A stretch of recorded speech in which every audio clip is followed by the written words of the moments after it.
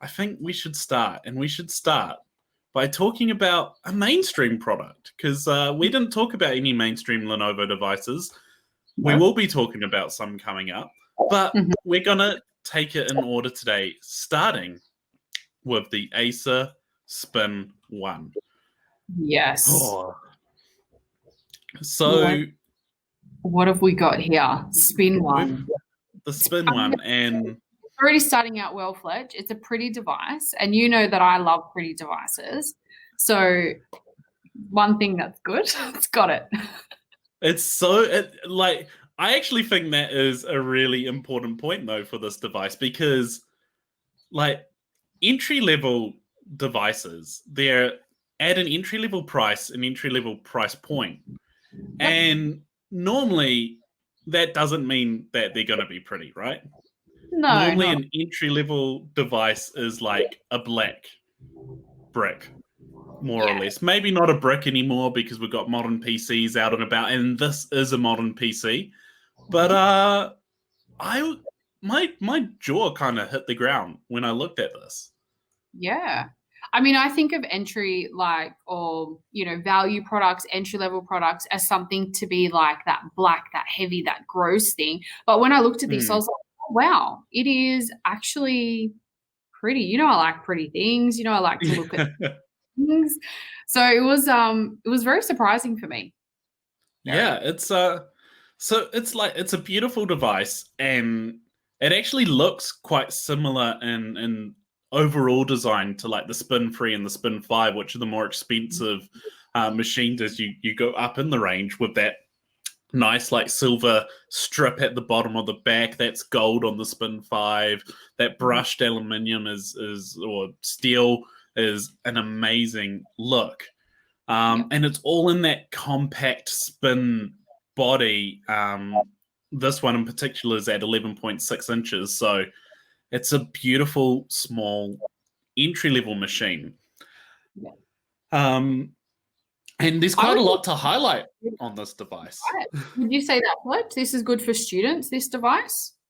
Yeah, I think this is a great BYOD device, great for students, particularly in, that primary section of school, maybe intermediate, those younger ages, just kids getting their first devices, maybe a family device at home where it's not really dedicated to anyone, but it needs to be usable by the whole family, and everyone needs an account on it.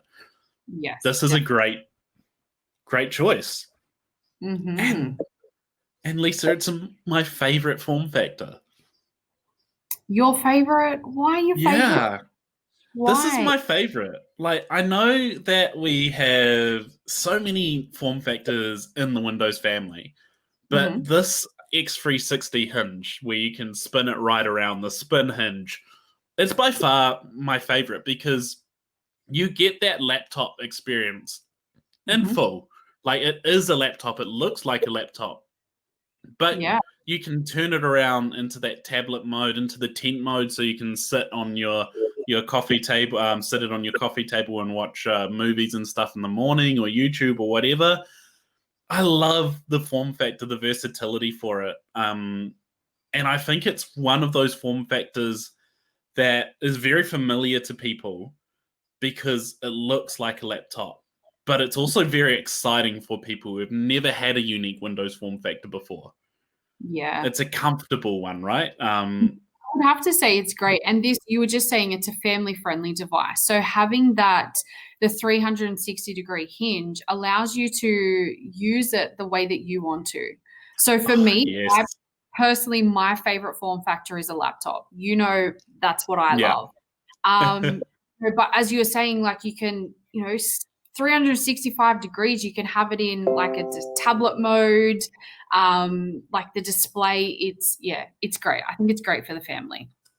Yeah, it is awesome. And like there's actually so much that I want to kind of dive into with this device, because it really is seeing that transition and that trickle down from devices that have traditionally been at a higher price point than it a lot of the technology from those are starting to even impact that entry-level range, which this is.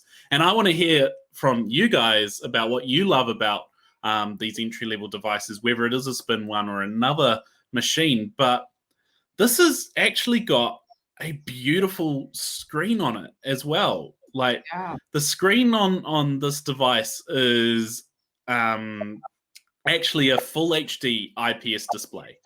And what that means is obviously it's got a great screen resolution and it's really easy to view from different angles. That's what IPS in particular can really, really help with. But it's also got really vibrant colors from it on that 10.1, 10-point touch screen, which to me, like I don't know if I can remember an entry-level device having a screen that nice before.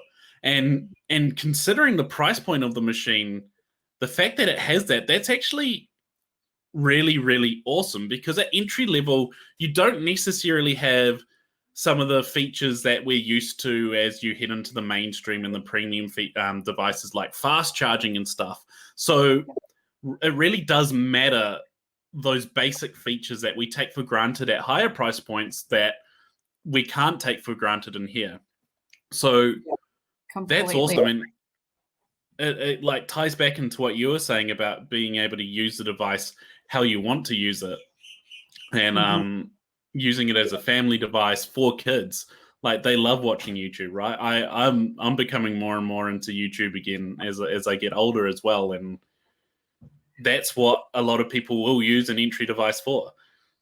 100%. And probably one of my favorite things about all devices, this is, except for how pretty it looks, Fletch, we all know that.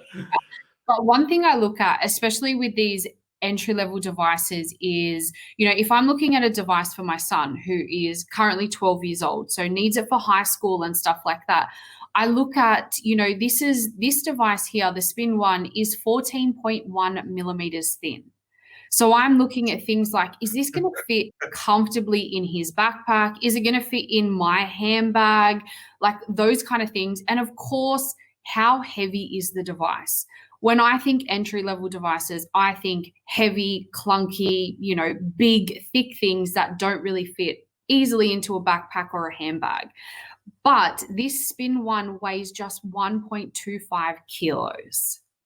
That's nothing. That's really impressive. It's another thing that just shocks me about this device, right?